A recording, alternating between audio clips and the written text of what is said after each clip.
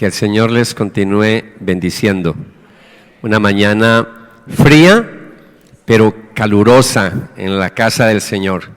Por el calor de nuestros hermanos, hermanas en la fe, la familia del Señor que nos reunimos en este lugar, sábados en la noche y domingo en la mañana. Para los amigos que nos visitan por primera vez, cuando no le quede fácil venir el domingo en la mañana, ya sabe que acá tenemos reunión el sábado a las 7 de la noche, la misma reunión, la misma predicación, o sea, el mismo formato. Le damos dos alternativas para que escoja una de las dos, ¿vale? Así que los amigos que nos visitan por primera vez, mi nombre es Renzo, para servirles. Como decía ahorita Sandra, este es un lugar de brazos abiertos, una familia cristiana bautista. Pertenecemos a una familia que se llama Redil. Somos unos 18 rediles en este sitio geográfico, Medellín, área metropolitana, Llano Grande. Son más o menos, ya vamos para 20 iglesias. Y nosotros estamos obviamente aquí ubicados en el norte. También hay un redil en Fontidueño. Y bueno, el Señor, oramos para que nos sigamos extendiendo por toda Antioquia. Bien, amados. Para los que nos visitan por primera vez, quiero ubicarles y ponerlos en contexto. Nosotros el año pasado, en diciembre, celebrando la Navidad, porque somos una iglesia que también celebra Navidad. Sabemos que Jesús no nació en diciembre, tuvo que haber nacido en otro mes, pero nos unimos a esa fiesta de la cristiandad y en diciembre estábamos recordando el nacimiento de Jesús. Y nos hacíamos la pregunta: ¿por qué Jesús tuvo que venir en carne? ¿Por qué se humanó? Y ahí recordábamos una doctrina un poco descuidada en la iglesia del Señor, que es la doctrina de la encarnación. Cuando hablamos de la doctrina de la encarnación, estamos hablando del Dios que se hizo carne, el Dios que se humanó. Eso es encarnación. Entonces yo les decía a ustedes que para nosotros la doctrina de la encarnación es tan importante como la muerte del Señor y la resurrección del Señor. Doctrinas sumamente importantes, la segunda venida de Cristo, pero la encarnación es una doctrina muy importante para la iglesia del Señor. Yo estuve compartiendo con ustedes varias charlas en diciembre, ahorita también retomamos la semana pasada. Y ya llevo 3 predicaciones de esta serie, una serie que hemos titulado ¿Por qué Jesús asumió una naturaleza humana? Si usted quiere y nos visita por primera vez y quiere ponerse en contexto, no es sino que vaya a nuestra página redilnorte.org, arriba en la parte derecha, ahí está predicaciones. Ahí están ya las 3 predicaciones y se puede desatrasar. ¿Qué vamos a hacer hoy? Lo que vamos a hacer hoy y la próxima semana es que vamos a estudiar unos pasajes muy especiales, sobre todo una porción de la carta a los Hebreos. La carta a los Hebreos, déjeme decirle algo, es una de las cartas más difíciles de interpretar del Nuevo Testamento, pero es una de las cartas más preciosas, porque nos está hablando precisamente de este tema. El autor de los Hebreos nos está hablando de cuál fue el propósito de Jesús al venir a este mundo. Y hay una porción muy especial que encontramos en el capítulo 2, donde voy a estudiar con ustedes del versículo 9 hasta el versículo 15.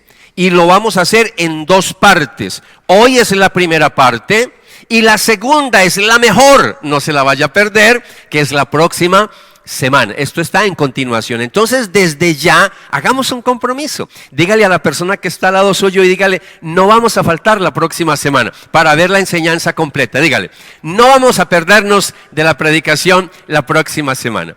Bien, ahorita me van a entender por qué les estoy diciendo que es muy importante que no se pierda la predicación de la semana que viene. Si ustedes en su casita tienen la oportunidad de leer un poquito de Hebreos, mejor todavía, para que vengan mejor preparados.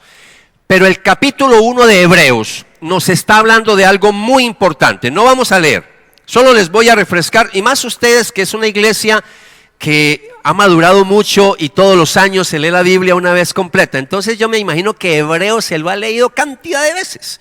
Entonces casi que se lo sabe de memoria, ¿no? Entonces yo solamente le voy a refrescar la memoria. En el capítulo 1, el autor de los Hebreos nos está mostrando la superioridad de Jesús, que es superior a los profetas y es superior a los ángeles. Ese es el argumento del autor de los Hebreos en el capítulo 1. Y es muy importante porque era una época donde muchos ponían en tela de juicio la divinidad de Jesús. Y en el día de hoy todavía tenemos ese problema. Tenemos grupos religiosos como los Testigos de Jehová, que no estamos hablando mal de ninguna persona, sino como doctrina, tienen un error. Porque no ven a Jesús en el plano como el Dios que se hizo carne, sino que lo ven en un plano de profeta y lo ven en un plano de simplemente un hijo de Dios como muchos otros. No. Capítulo 1 de Hebreos, por no decir toda la Biblia, pero hablando de Hebreos, el autor nos está hablando de la superioridad de Jesús sobre los profetas y sobre los ángeles. Ahora, más adelante nos va a declarar de forma categórica que Jesús es Dios en la carta a los Hebreos. Pero algo que hace el autor de los Hebreos muy interesante es que en el capítulo 2 nos va a mostrar el propósito de la segunda persona de la Trinidad al hacerse hombre, al humanarse. Entonces, capítulo 1 nos muestra que es superior a los ángeles. Y ahora en el capítulo 2 nos dice que se hizo menor que los ángeles. Interesante. Pero se hace menor que los ángeles, ahorita lo vamos a recordar, pero por un espacio de tiempo corto mientras estuvo en la tierra. ¿Por qué menor que los ángeles? Porque se hizo como nosotros. Se hizo carne, se hizo hombre. Entonces, lo que les voy a mostrar en esta mañana es que el autor de los Hebreos nos va a mostrar a Jesús desde varios ángulos. Va a utilizar varias facetas para mostrarnos a Jesús y su propósito al venir aquí en la tierra. Entonces, con las enseñanzas anteriores, 3 predicaciones que di, más esta, y la semana que viene, usted va a quedar muy bien adoctrinado en lo que tiene que ver del propósito de Jesús al venir aquí en la tierra. ¿Estamos bien? ¿Voy muy rápido? ¿Voy bien? Ok. Bien, entonces, preparados para tomar apuntes, así que vamos con nuestro primer punto. Ya oramos, ya se oró por la palabra, entonces déjeme de una vez arrancar con nuestro primer punto. La primera faceta que usa el autor de los Hebreos para mostrar el propósito de Jesús al venir aquí en la tierra es que nos muestra a Jesús como nuestro sustituto. ¿Nos muestra a Jesús como qué? Sustituto. La palabra sustituto es una doctrina preciosa de la palabra que también ha sido muy descuidada en los últimos años en la iglesia del Señor. Decir que Jesús es nuestro sustituto es decir que Jesús tomó nuestro lugar. Nosotros éramos los que teníamos que morir realmente. Pero ¿qué hace Jesús? Muere por nosotros, porque nosotros realmente no nos podíamos salvar. Entonces, como no nos podíamos salvar a nosotros mismos, ahora viene Jesús y muere por nosotros. Al morir por nosotros, a eso se le llama en la Biblia que Él vino a ser nuestro sustituto. Vamos a mirar un texto bíblico, Hebreos 2:9, por favor. Hebreos 2:9 lo tiene en pantalla, usted lo puede cotejar ahí con su Biblia. Voy a utilizar sobre todo Nueva Biblia de las Américas. Y dice la palabra: pero vemos a aquel que fue hecho un poco menor que los ángeles, a Jesús coronado de gloria y de honra a causa del padecimiento de la muerte, para que por la gracia de Dios gustase la muerte por todos. Así que en esta mañana vamos a meternos un poquito en teología, en doctrina, para que entendamos un poco lo que está diciendo el autor de los Hebreos. Sabemos por lo que enseña la palabra del Señor que Jesús, el Hijo de Dios, siempre ha existido por toda la eternidad. Y ese es uno de los argumentos contundentes para nosotros demostrarle a alguien que Jesús es Dios. No tengo tiempo para meterme en todo esto tan profundo porque solamente me voy a quedar en Hebreos. Pero si usted se lee Juan, Evangelio de Juan, capítulo 1, se lo lee en su casita, sobre todo el versículo 1 al 14. Juan 1:1 empieza diciendo que en el principio era el verbo y el verbo era con Dios, hablando de Jesús, y el verbo era Dios. Y después dice que nada de lo que ha sido hecho fue hecho sin el verbo. Es decir, el verbo es el creador y que siempre ha existido, que siempre ha estado por la eternidad. Así que, ¿qué hace Juan? Juan nos muestra a Jesús, que es el verbo, la palabra, nos muestra como el eterno, el que siempre ha existido por la eternidad, y también nos lo muestra como el creador, no como una criatura, el creador. Y eso entonces lo que hace es apoyar lo que está diciendo el autor de los Hebreos. Entonces por eso les digo que la palabra del Señor nos muestra que Jesús siempre ha existido como Hijo de Dios desde la eternidad, pero como Dios, sabemos que como Dios no puede morir. Dios no muere, Él es eterno. Entonces ahí viene precisamente el por qué Jesús se hizo hombre, se hizo humano para poder morir por nosotros, para poder ser nuestro sustituto en la cruz del Calvario. Por lo tanto, si Jesús iba a ser nuestro sustituto y morir por nosotros, tenía que humanarse, tenía que ser humano, porque nosotros somos humanos. Y esa es la forma en que Dios se identificó con cada uno de nosotros. Son doctrinas sencillas, pero profundas, muy profundas. El versículo, si miramos un poquito el contexto y qué es lo que está haciendo el autor de los Hebreos, el autor de los Hebreos lo que está haciendo es que está haciendo alusión al Salmo número 8, cuando hablando de los hombres dice que lo hizo un poco menor que los ángeles. Y ahora el autor de los Hebreos recoge ese salmo, que es un salmo realmente mesiánico, y ahora nos va a decir que ahora tiene su cumplimiento es en la persona de Jesús. Porque si bien es cierto que el hombre fue hecho menor que los ángeles, perdió muchas cosas cuando cayeron nuestros primeros padres, Adán y Eva, por el pecado. Cuando ellos caen de la gracia, del estado de gracia, se deteriora la imagen de Dios. El ser humano fue creado a imagen y semejanza de Dios. No es que haya perdido la imagen con el pecado, pero se deterioró la imagen. Yo siempre que viene a mi mente, cuando hablo de la imagen de Dios, siempre viene a mi mente el primer televisor que hubo en mi casa. Mi papá compró ese televisor que eran de tubos, a blanco y negro, pero era de tubos. Y entonces cuando la señal, la repetidora, ya saben que yo de Shakira para atrás, los jovencitos como ustedes, ¿qué se van a acordar de eso? Entonces, cuando era de tubos, la repetidora, cuando no daba buena señal, eso era todo borroso. Y a veces uno tenía que mover dizque la antena y muévala por allí y muévala por allá, a ver si daba como señal. Entonces cuando yo pienso en la imagen de Dios, pienso en eso.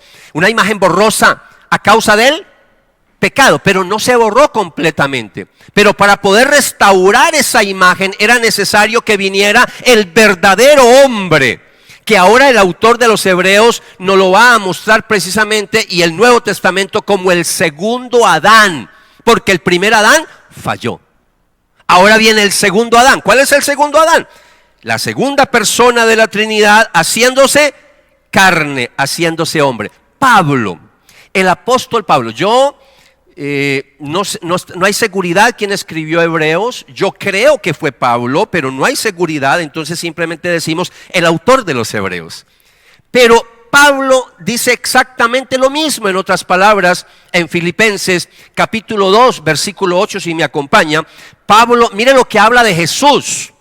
Cuando habla de que se hizo menor que los ángeles, Pablo lo dice de esta manera. Y hallándose en forma de hombre, cuando se hizo hombre, cuando se humanó, cuando se encarnó, dice que se humilló. ¿Por qué se humilló? Porque se hizo menor que los ángeles.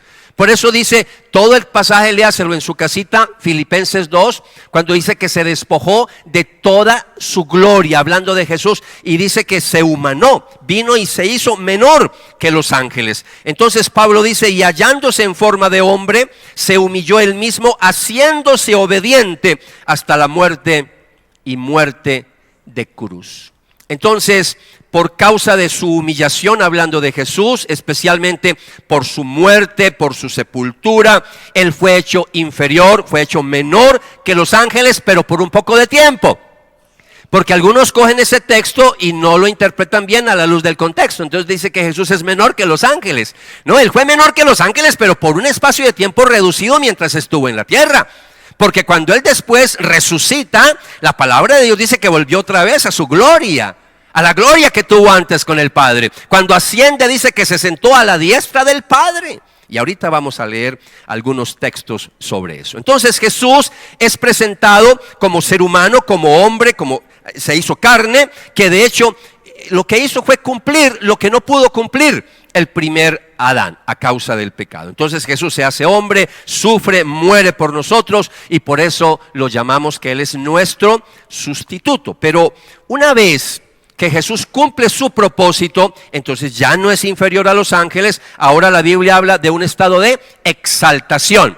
Y por eso si usted se lee Filipenses, que no tengo tiempo ahora, se lo lee completo en su casa el capítulo 2, al final dice que por la obediencia de Jesús, por haber muerto por nosotros, por haber sido nuestro sustituto, dice que Dios le levantó otra vez a toda su gloria y lo puso por encima de todo. Y ahí es donde tenemos ese pasaje cuando dice que toda rodilla se doblará ante el Señor, los que están en el cielo, en la tierra y debajo de la tierra, y toda lengua confesará que Jesús es el Señor. Y el Señor es un término divino en ese sentido. No es como nosotros lo usamos por respeto que le decimos Señor a cualquier persona. No, estamos hablando de divinidad. Entonces, ahí se nos habla de que Él es coronado de gloria, coronado de honor, y eso es lo que nos está diciendo. Retrocedemos un poquito, porfa, el pasaje para que miremos ahí. Pero vemos a aquel que fue hecho un poco menor que los ángeles, a Jesús, y mire que nos dice, coronado de gloria y de honra a causa del padecimiento. Es lo mismo que nos dice Pablo en la carta a los Filipenses. Hay un versículo que no está en pantalla, pero le invito a que lo mire conmigo, y es en Hebreos. En Hebreos capítulo 1, que les dije ahora que el autor nos habla de la divinidad de Jesús en el capítulo 1, en el versículo 3, el autor de los Hebreos, hablando de Jesús, nos dice lo siguiente: el Hijo es el resplandor de la gloria de Dios, la fiel imagen de lo que Él es y el que sostiene todas las cosas con su palabra poderosa. Después de llevar a cabo la purificación de los pecados, se sentó a la derecha de la majestad en las alturas. Y ahí es donde entonces el autor de los Hebreos nos va a mostrar la superioridad de Jesús sobre los ángeles, sobre los profetas. Entonces, debido a la desobediencia del ser humano en el paraíso, ustedes conocen que por esa desobediencia, por esa rebeldía, el hombre entonces cae de su estado de gracia y pierde cantidad de cosas. Y ahí es donde cada uno de nosotros heredamos de nuestros primeros padres, heredamos el pecado. Todos nacemos pecadores. Y la palabra de Dios dice, por cuanto todos pecaron, están destituidos de la gloria de Dios. Nadie se puede salvar. Como nadie se podía salvar, ahí es entonces donde entendemos el propósito de la venida de Jesús. ¿Para qué vino Jesús? Pues a salvarnos. Pero en este caso que estamos hablando, para ser nuestro sustituto. Porque nosotros no podíamos salvarnos a nosotros mismos. Ahora bien, ¿quién podría tomar el lugar de Adán? ¿Quién podía reemplazar a Adán? No había nadie, ni siquiera un ángel, nadie podía hacer eso. El único que lo pudo haber hecho se llama Jesús. Yo les decía a ustedes la semana pasada, Dios en su sabiduría, Él pudo haberse ingeniado otro plan de salvación para la humanidad. Sí, Él es Dios, pero en su sabiduría, el plan perfecto que encontró para salvarnos a nosotros fue enviando a su Hijo Jesucristo a esta tierra. Entonces Él, por eso se nos presenta también en el Nuevo Testamento como ese sumo sacerdote que está ante la presencia del Padre, algo que vamos a hablar más adelante con el favor de Dios la próxima semana. Entonces Él, ya el autor nos ha presentado a Jesús como superior a los ángeles, nos ha hablado que Él es Dios y ahora nos está mostrando, pero que también Él es hombre. Por eso nosotros como cristianos enseñamos que Jesús es una sola persona con dos naturalezas, una humana y una divina, pero es una sola persona. Jesús es una sola persona. Y entonces ese versículo termina diciendo que para que por la gracia de Dios gustase la muerte por todos. Ese gustase la muerte es mucho más que murió por nosotros. No, es mucho más que eso. La muerte es el destino natural del hombre caído, del ser humano caído, porque la paga del pecado es es la muerte, ¿cierto? Pero por otro lado, la muerte de Jesús fue muy diferente. Él no muere a causa del pecado, porque Él nace sin pecado. Eso fue lo que compartí en las 3 predicaciones anteriores. ¿Por qué era necesario que fuera concebido por obra y gracia del Espíritu Santo? Porque no podía nacer pecador. Porque si nacía pecador no podía morir por nosotros, no podría ser nuestro sustituto. Tenía que nacer santo. Y por eso era necesario que no hubiera la intervención ahí de un varón. Y por eso es concebido, pero por obra y gracia y por el poder del Espíritu Santo. Y ahí es donde dice que ese niño, hablando en profecía, iba a ser santo porque la gloria del Espíritu Santo cubrió a ese bebé. Y entonces nace sin pecado. Y por eso dijimos en estos días, en estas predicaciones, que el único sin pecado se llama Jesús. De resto, todos los mortales, por muy espirituales que hayan sido, por muy buenos que hayan sido, todos los seres humanos nacemos con el pecado original. El único que nació sin pecado se llama Jesús, es el único. Entonces cuando dice que gustó la muerte, que gustase la muerte, estamos hablando, Él no muere por la paga del pecado, no, porque Él nace sin pecado, sino que Él toma la decisión voluntaria de morir por nosotros, de ser nuestro sustituto. Y eso es algo que nosotros nos tiene que mover y llevar a adorar a Jesús con todo nuestro corazón. Porque es que Él voluntariamente se ofreció. No es que el Padre lo mandó y Él obligado le tocó venir. No, la Biblia nos dice que Él voluntariamente se ofreció, voluntariamente vino por amor a nosotros. Sí, se nos habla del amor del Padre, pero también se nos habla del amor del Hijo. Él gustó la muerte por nosotros. Él nos conocía ya y dijo: voy a morir por Pepito, por María, por Julio, por Carlos. Voy a morir por todos mis hijos, porque también ahorita les voy a mostrar esa faceta que nos habla el autor de los Hebreos. Entonces nos queda claro esta faceta: Cristo muere por nosotros, es nuestro sustituto, toma sobre sí lo que realmente nosotros merecíamos, realmente el juicio de Dios. Ahora Jesús se hace, la Biblia dice que se hace maldito en un madero, en una cruz, por cada uno de nosotros. Dice: maldito el que muere en una cruz. Amados, repito, esto nos tiene que llevar a adorar todos los días mucho más a Jesús con todo nuestro corazón. Nosotros no merecíamos que Jesús viniera a morir por nosotros. Si vino a morir por nosotros, solamente fue por puro amor y pura misericordia. Dígale a la persona que está al lado suyo, dígale: tú eres un privilegiado y una privilegiada de Dios. Si nadie le dijo, yo se lo estoy diciendo: tú eres un privilegiado, una privilegiada.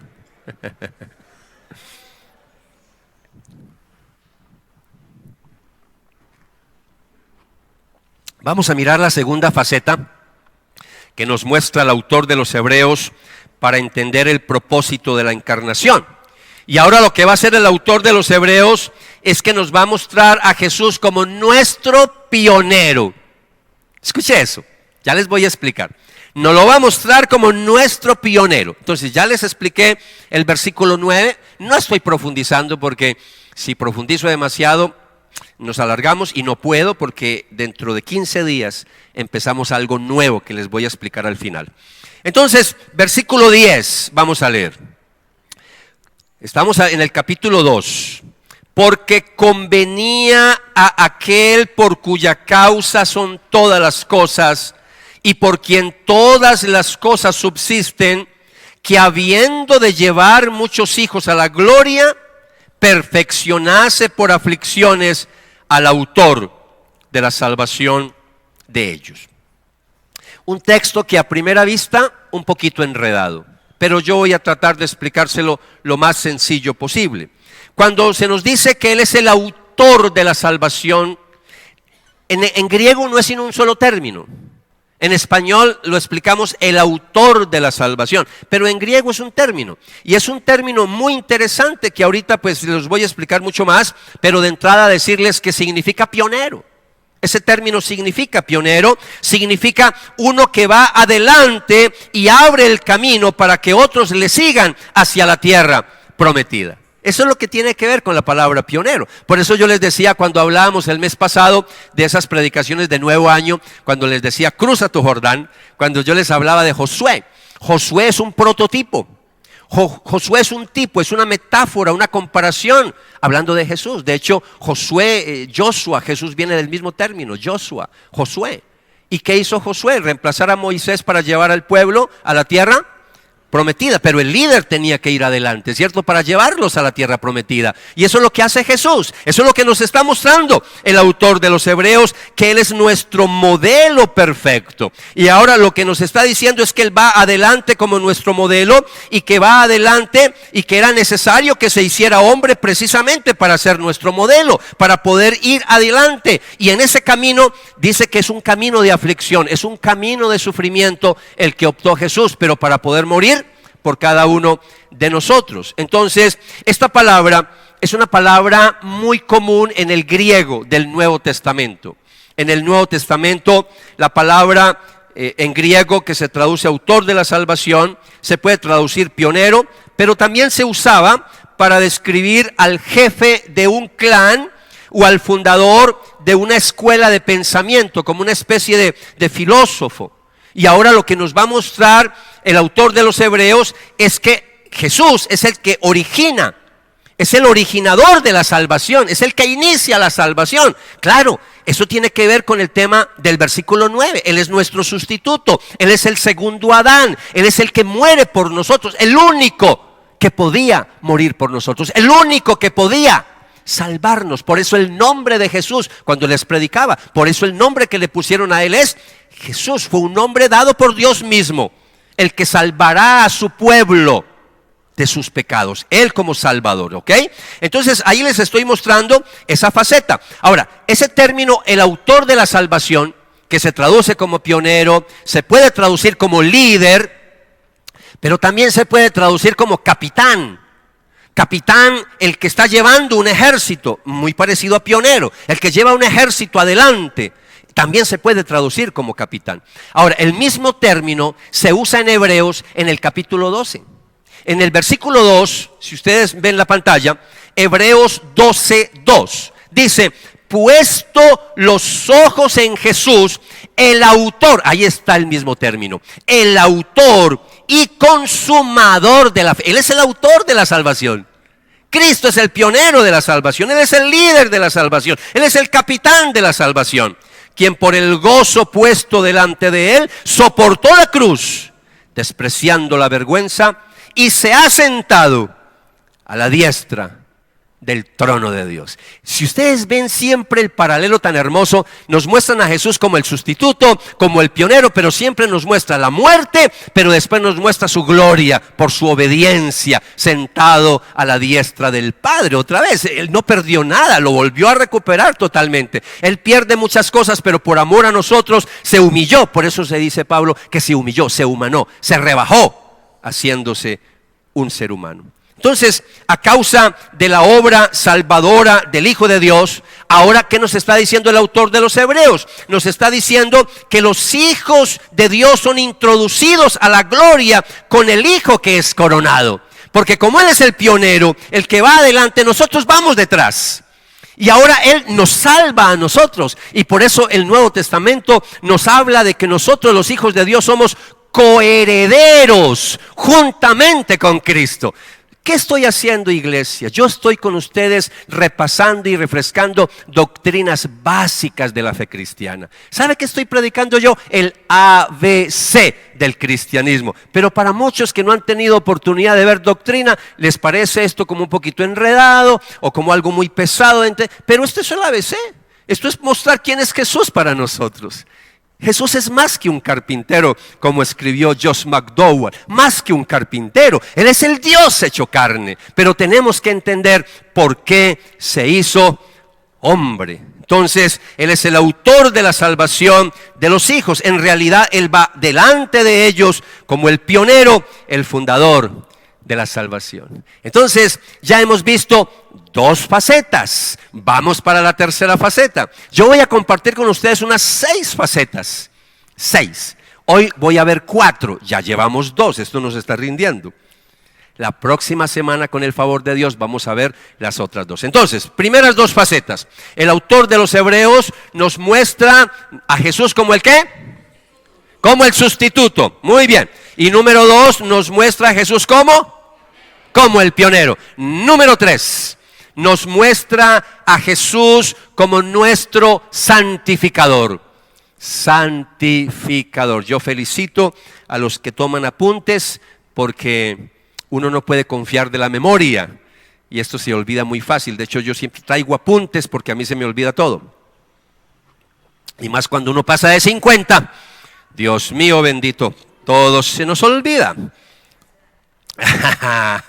Jesús como nuestro santificador, versículo 11. Ya hemos compartido el 9, ya hemos compartido el 10. Vamos para el versículo 11. Porque el que santifica y los que son santificados, de uno son todos. Aquí voy a ser muy breve. Voy a ser muy breve porque hemos tenido oportunidad de ver esto en otras predicaciones. Entonces voy a ser muy breve con ustedes. Para poder santificarnos, nosotros que éramos pecadores, era necesario que Jesús fuera de nuestra misma naturaleza para poder ser santificados. Es por el sacrificio de sí mismo, hablando de Jesús en obediencia a la voluntad de su Padre, que su pueblo, sus discípulos son santificados. Y eso aparece en la carta a los Hebreos más adelante. Yo no lo voy a mostrar en pantalla, pero sí le voy a regalar la cita bíblica para los que toman apuntes. Sobre todo hago esto para los que toman apuntes. Capítulo 10, versículo 10 de Hebreos. Él más adelante nos va a decir algo muy interesante. Mire lo que nos dice el autor de los Hebreos. Capítulo 10, versículo 10. Y en virtud de esa voluntad, hablando de la obediencia de Jesús, y en virtud de esa voluntad somos santificados mediante el sacrificio del cuerpo de Jesucristo. Oiga, somos santificados mediante el sacrificio del cuerpo, hablando de la naturaleza humana de Jesucristo, ofrecido una vez y para siempre. Ahí entendemos entonces lo que nos está diciendo el autor de los Hebreos en este pasaje. ¿Qué nos está mostrando él? Nos está mostrando que por Jesús haberse hecho hombre y haber muerto en la cruz del Calvario, por ese sacrificio nosotros somos santificados. Entonces esa es la tercera faceta. Nos lo muestra como pionero, nos lo muestra como sustituto, lo dije al contrario, no importa, pero también nos lo muestra como nuestro santificador a causa de su sacrificio. Ahora déjeme avanzar a la cuarta faceta. La cuarta faceta es que el autor de los Hebreos nos va a mostrar a Jesús como nuestro hermano mayor y nuestro Padre. Interesante, dos figuras similares pero muy diferentes. Nuestro hermano mayor y nuestro Padre. Vamos a leer el resto del pasaje, versículo 11 hasta el versículo 13. Por lo cual no se avergüenza de llamarlos hermanos. Está hablando de lo que hizo Jesús, llevando muchos hijos a la gloria. Lo vimos en el versículo anterior. Y ahora sigue diciendo, por lo cual no se avergüenza de llamarlos hermanos. Jesús nos llama a nosotros hermanos. Versículo 12 diciendo, anunciaré a mis hermanos tu nombre. En medio de la congregación te alabaré. Y otra vez, yo confiaré en él. Y de nuevo, he aquí yo y los hijos que me dio. No tengo tiempo para profundizar porque no estoy en un estudio de la carta. Pero aquí se está tomando muchos textos del Antiguo Testamento. Pero no vamos a hablar de eso ahora. Usted puede seguir su estudio, puede profundizar en este estudio, pero yo solamente quiero decirles que el lazo de humanidad que une al que santifica con los que son santificados es ampliado por estas figuras humanas. Son lazos familiares. Y con esos lazos familiares entendemos por qué él necesitaba hacerse hombre, humano, como nosotros. Nos lo muestra como hermano y nos lo muestra como padre. En esta familia que podríamos decir una familia santa, en esta familia espiritual, la relación espiritual reemplaza ese aspecto humano porque vamos mucho más allá. Es la familia de Dios. Y nos está mostrando que Jesús murió por su propio pueblo, Él los redimió de la maldición del pecado, Él perdona sus pecados, Él los lleva a la gloria y debido a la obra de su sacrificio, dice el autor, no se avergüenza de llamarlos hermanos. Y aquí, amados, lo que se nos da a entender es que nosotros por nuestra parte podemos llamar a Jesús hermano. Yo a la iglesia que se reúne, que es nuestra iglesia, el grupo, el rebaño que se reúne los sábados, yo anoche les decía, yo, Renzo Espinosa, tengo un problema para verlo a él como mi hermano, porque le tengo tanto respeto como mi Dios, como mi Rey, como mi Salvador, que a mí me cuesta verlo como mi hermano mayor, pero la Biblia me dice que él es mi hermano mayor también en términos de salvación, porque nosotros ahora somos adoptados a la familia de Dios, ¿a través de quién? A través de Jesús. Juan 1:12, un texto de primaria espiritual, de kinder espiritual, de preescolar espiritual. Todos no lo sabemos, mas a todos los que le recibieron, a los que creen en su nombre, ¿les dio qué? Les dio la potestad de ser llamados hijos de Dios. Somos adoptados a través de Jesús. Como somos adoptados, Él es el unigénito, el único. Pero ahora nosotros también somos hijos de Dios. ¡Qué belleza! Somos hermanos, somos una familia. ¡Qué privilegio poder llamar a Jesús nuestro hermano mayor! Él está sentado a la diestra de la majestad en los cielos y por eso quiero decirles un texto que compartí anoche, también se los voy a compartir a ustedes, no está en pantalla, pero porque algunos se quedaron ahí como mirándome, ¿cómo así que Él es el hermano mayor? No, yo como que eso no, sí, la Biblia lo enseña. Déjeme mostrarle Juan capítulo 20, cuando Jesús resucita. Ustedes conocen que varias mujeres fueron al sepulcro a buscarlo. ¿Se acuerdan de ese pasaje, cierto? Juan capítulo 20 nos va a mostrar en el versículo 17 algo muy interesante. Desde el versículo 10 nos muestra cómo María Magdalena va a buscar a Jesús y Jesús se le aparece, resucitado, ¿cierto? Y lo agarra. Y no lo quiere soltar, ¿cierto? De la alegría que le dio de ver. Primero el susto, pero después la alegría, ¿cierto?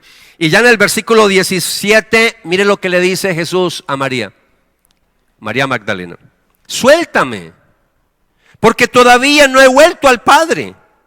Ve más bien a mis hermanos y diles, vuelvo a mi Padre, que es Padre de ustedes, a mi Dios, que es Dios de ustedes.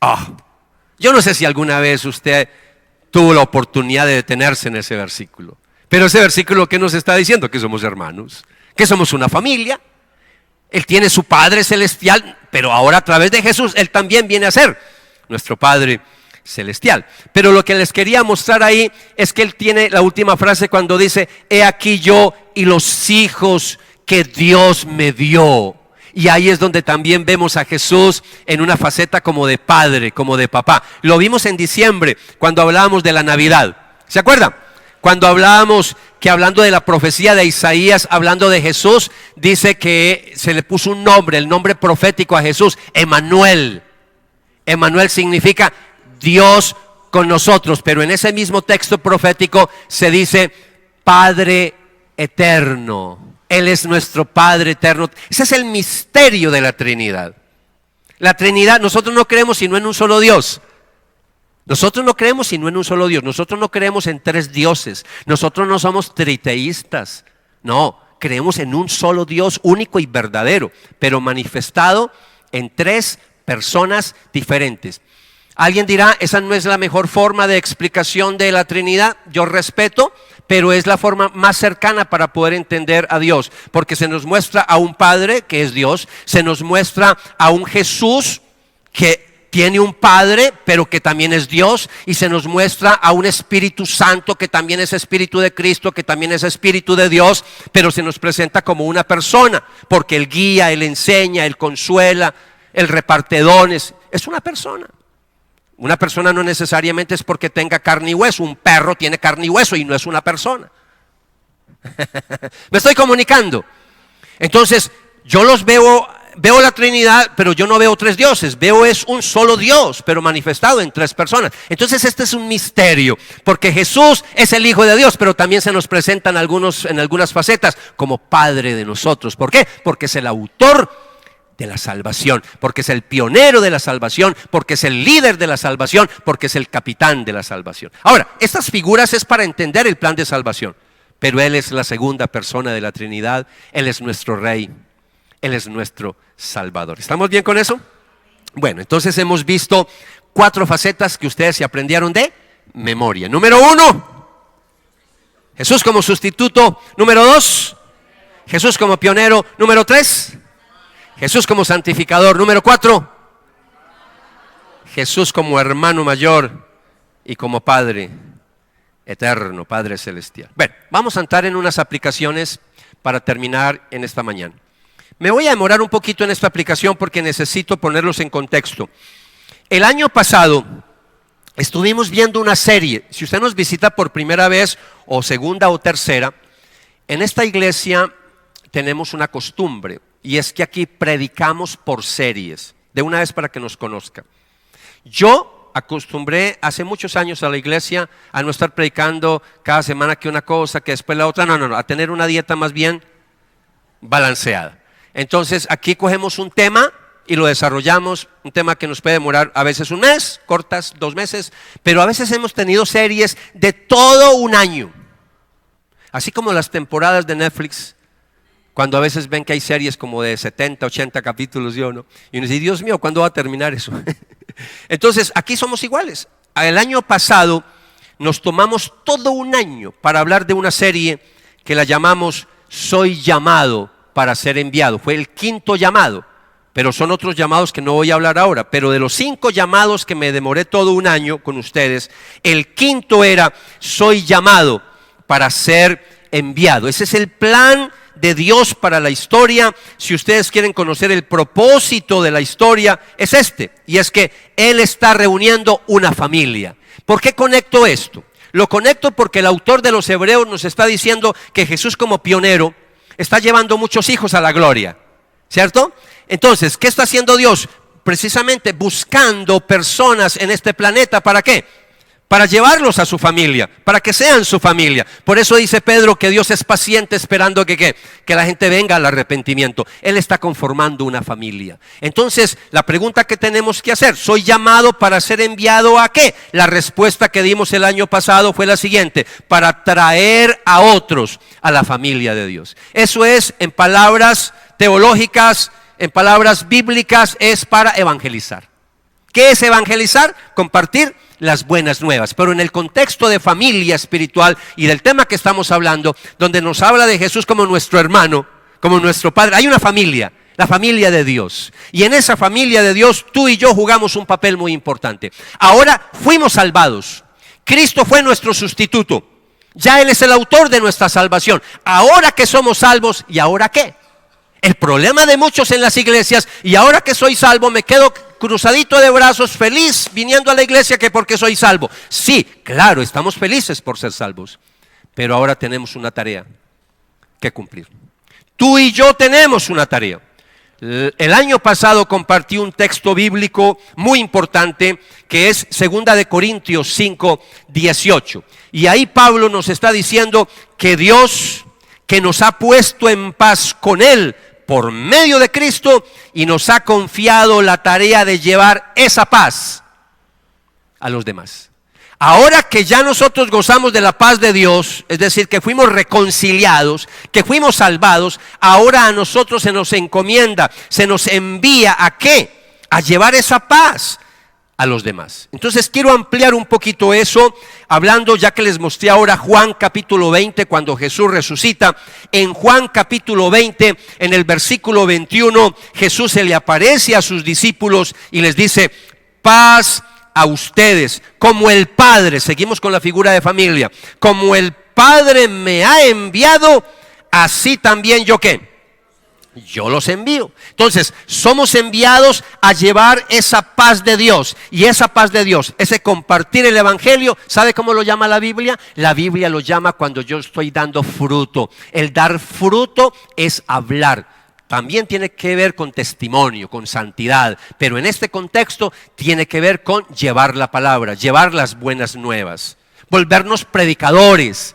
El problema es que cuando la gente escucha predicadores, piensa algo como lo que estoy haciendo yo aquí, con púlpito y todo. No. Ser predicador es llevar la palabra. Por eso la Biblia dice, predica a tiempo y fuera de tiempo. Predicar las buenas nuevas, compartir las buenas nuevas, llevar las buenas nuevas. Mire lo que dice Jesús en San Juan capítulo 15, versículo 16. Ustedes no me escogieron a mí, sino que yo los escogí a ustedes. Él fue nuestro sustituto, nuestro pionero.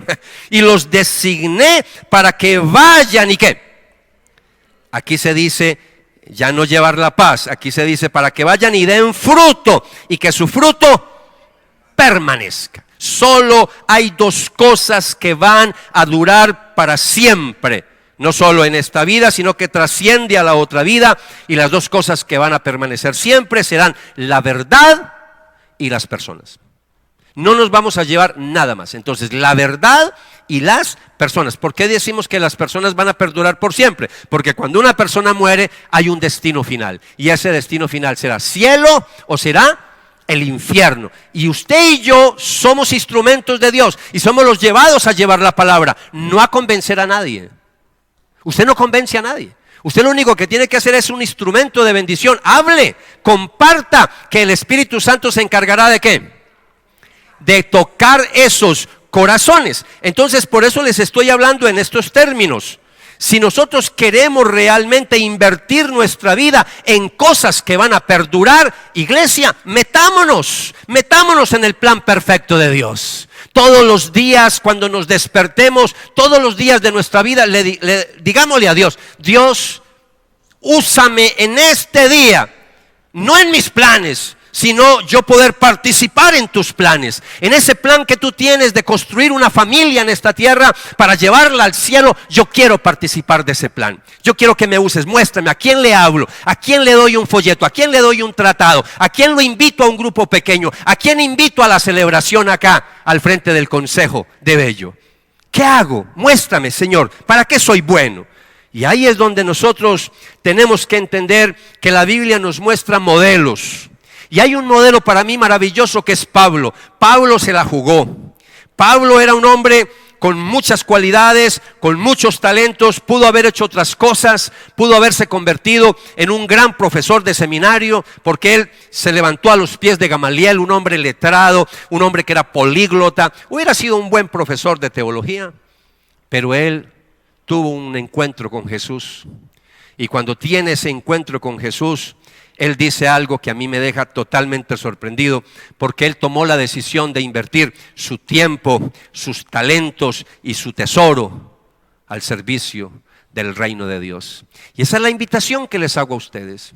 Nosotros estamos viviendo los últimos tiempos, estamos viviendo tiempos muy difíciles, vamos hacia un final, vamos hacia un escatón, nos queda poco tiempo.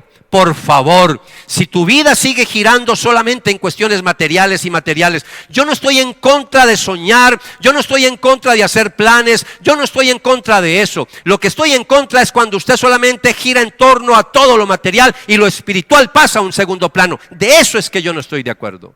Y por eso quiero exhortarle con amor, concéntrese en las cosas de Dios. Mire lo que dijo Pablo en Hechos capítulo 20, versículo 24. Ya al final de sus días, cuando le quedaba poco tiempo de vida, porque ya lo habían decretado para morir en Roma por predicar el evangelio. Entonces dice, pero mi vida, ¿qué dice él?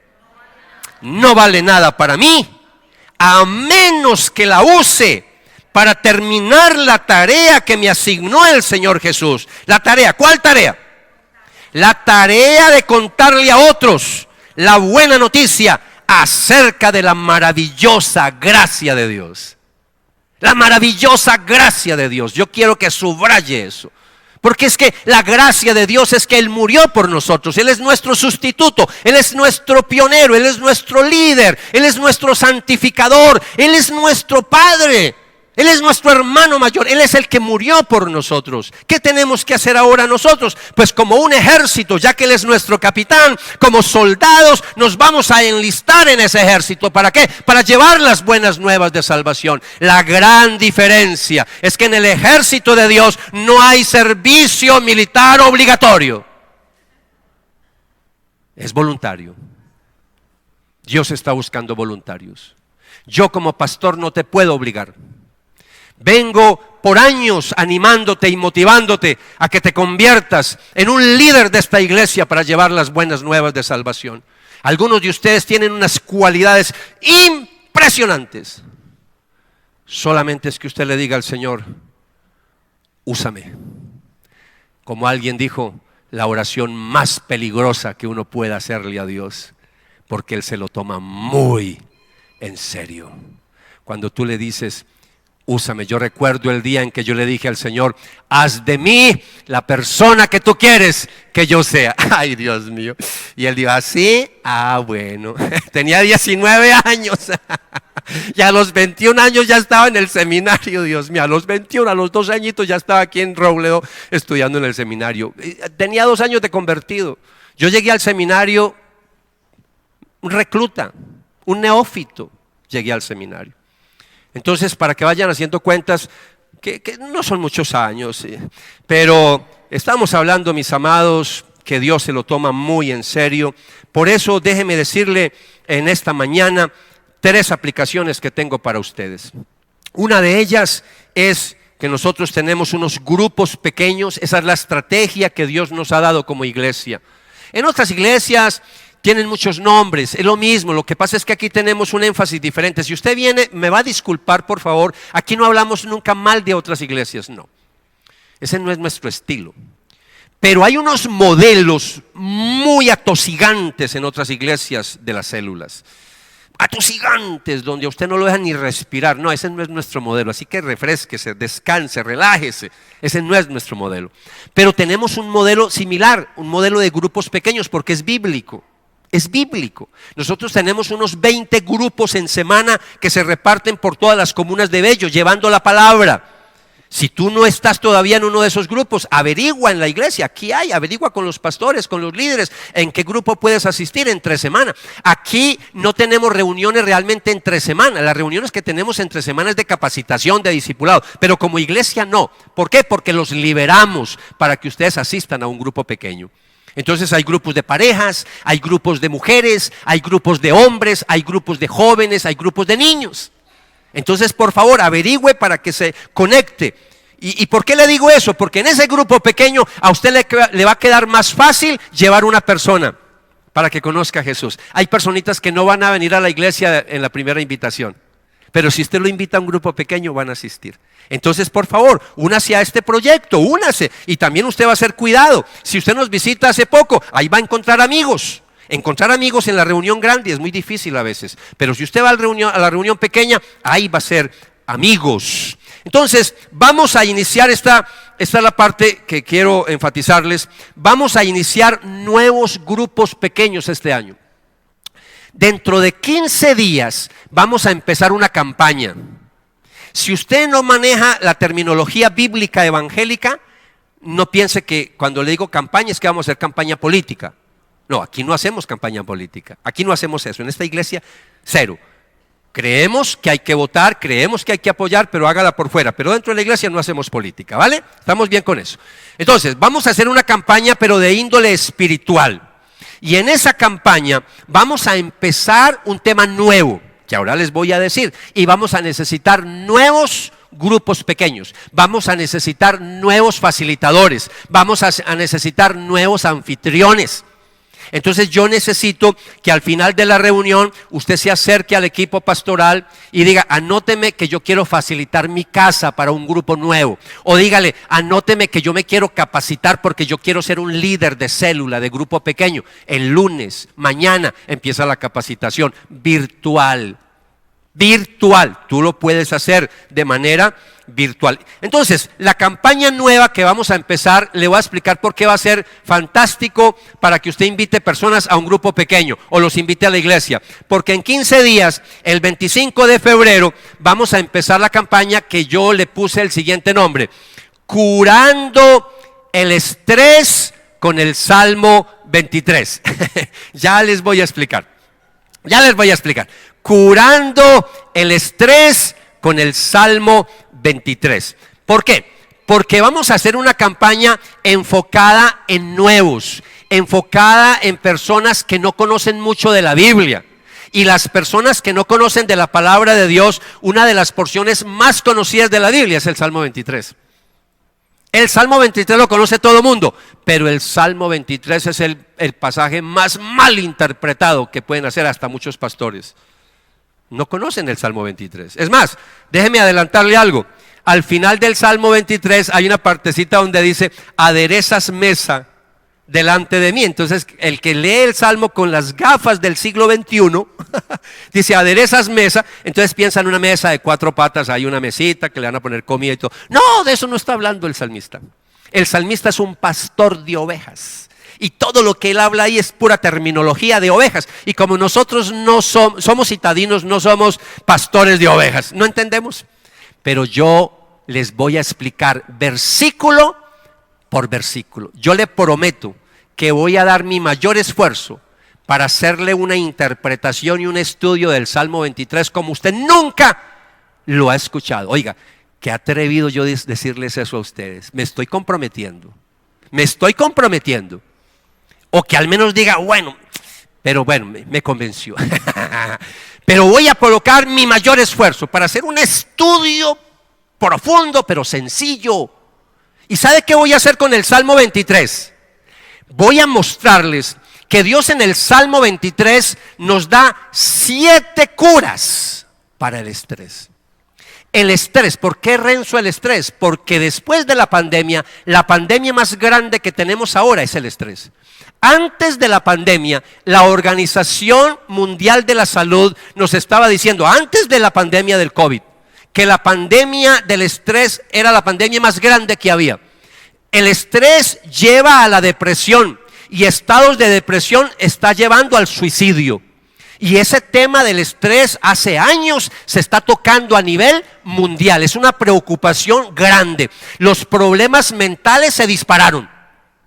Problemas mentales dice que 1 de cada 4 personas en este planeta tiene un problema mental.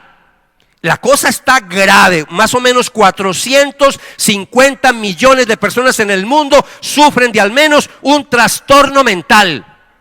Y eso se origina a partir del estrés. Tengo una estadística para mí muy alarmante. Hay estrés de muchas naturalezas. Hay un estrés que se le conoce como estrés laboral. ¿Lo han escuchado? Pues Colombia ocupa el 4º puesto a nivel mundial. Ojo, a nivel mundial de estrés laboral. Ya sea por exceso de trabajo o porque no hay trabajo. Estrés laboral. Entonces, amados, la gente está así de pelo parado. Yo desde que me quedé sin pelo casi no digo eso, pero bueno, de pelo parado. Están ahí. Entonces, ¿qué vamos a hacer? Les vamos a compartir un mensaje sencillo del Salmo 23, pero en los grupos pequeños vamos a llevar mensaje puntual. Vea, este versículo te va a ayudar a salir de este problema del estrés. Entonces va a ser clave para que invite a tu familia, invite a tus amigos, porque allá no le van a tocar temas allá doctrinales. Imagínense este tema que estamos tocando ahora tan carnudo, ¿cierto? Pero igual lo va a invitar para un mensaje sencillo de la palabra. Voy a estar por unos 2 meses predicando del Salmo 23. Va a coincide con la época de Cuaresma en la Iglesia Católica. Coincide. Entonces nosotros simbólicamente también vamos a celebrar una especie de Cuaresma acá, ¿cierto? Pero Cuaresma en el sentido bíblico, vamos a tener más de 40 días, pero vamos a hablar de una especie de Cuaresma donde en esas semanitas nos vamos a concentrar a estudiar el Salmo 23. Si tiene amigos católicos, ¿qué tiene que decirle al amigo católico? Te invito a celebrar Cuaresma. Vamos a estudiar el Salmo 23. Ah, rico, delicioso. Invítelo a la iglesia. En el grupo pequeño le vamos a dar unas capsulitas. Pero aquí, fin de semana, le vamos a explicar en detalle el Salmo 23. Y esa personita que tú vas a invitar se va a enamorar de la palabra. Porque se la vamos a explicar y vamos a orar para que esa palabra llegue al corazón de las personas. ¿Están conmigo? Pero necesitamos hogares anfitriones. Así que necesitamos casas que digan, yo quiero que mi casa. Entonces al final, por favor, anótese con los pastores. Alabanza, acompáñenme por favor. Vamos a terminar. Quiero que ahí donde está, por favor, tome unos segundos, un par de minutos mejor. Vamos a orar y vamos a darle gracias al Señor por el tema de hoy. Por favor, no se me desconecte, no se me desconcentre.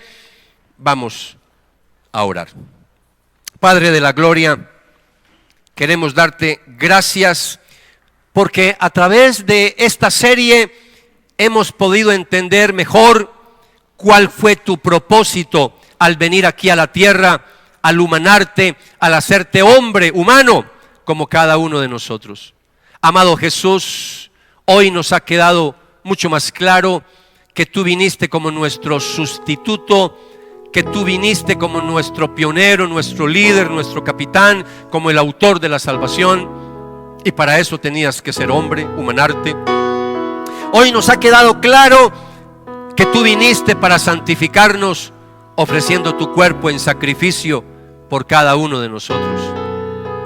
Pero hoy también nos ha quedado claro que tú viniste, Señor, como nuestro hermano mayor, pero también como nuestro Padre eterno, cuando nos dice que tú estás llevando muchos hijos a la gloria. Gracias por ser tus hijos, por pertenecer a tu familia. Gracias por ser nuestro Salvador. Adóralo por un momento, iglesia.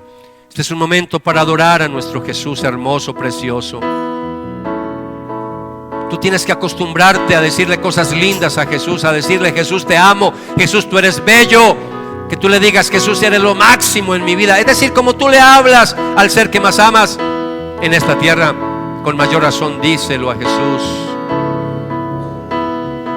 Dele palabras de amor, de cariño, pero sobre todo de adoración a Jesús. Por eso le invito a que, como una oración cantada, te unas a nosotros en este bello cántico donde exaltamos el nombre de Jesús. Les invitamos a colocarse en pie. Sobre la cruz se partió su cuerpo por mi rebelión, y al ver su dolor, el Padre su rostro